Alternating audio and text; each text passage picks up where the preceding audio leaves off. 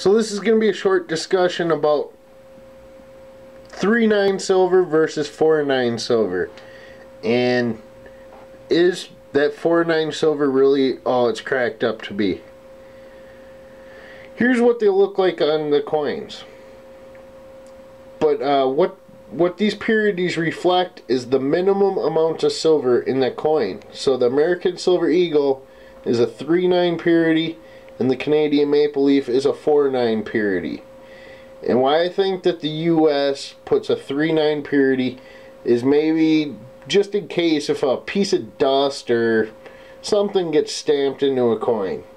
You know, something microscopic like a piece of dust, it still will have that 0.999 purity. It will always have that purity.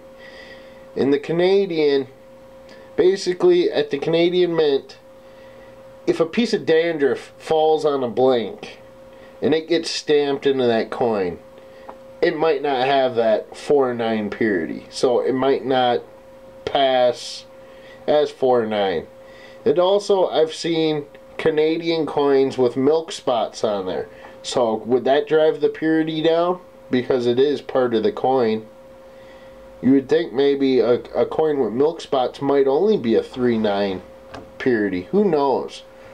But I think it's just a safeguard measure, and it only is dictated by the minimum amount of silver on a coin. So it really should read something like this. Who knows? American Silver Eagle could be a 4/9 coin, but they just decided to put a 3/9 just in case.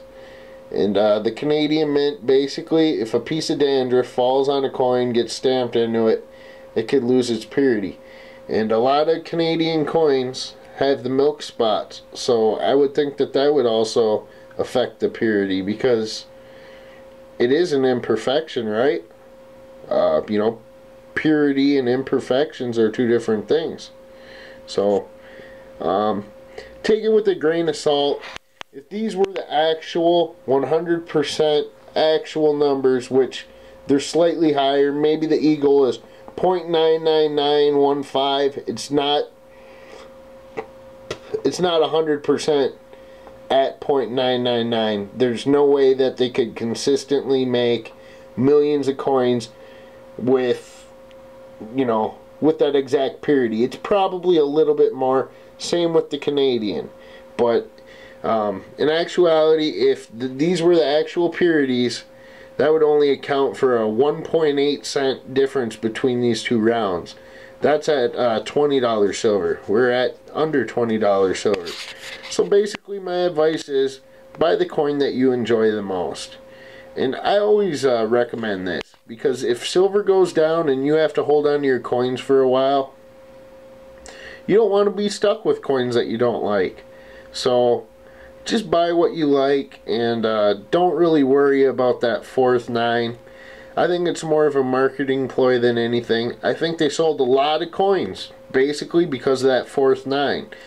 People discuss it and they think that, you know, it has an extra 9, so it's automatically more pure.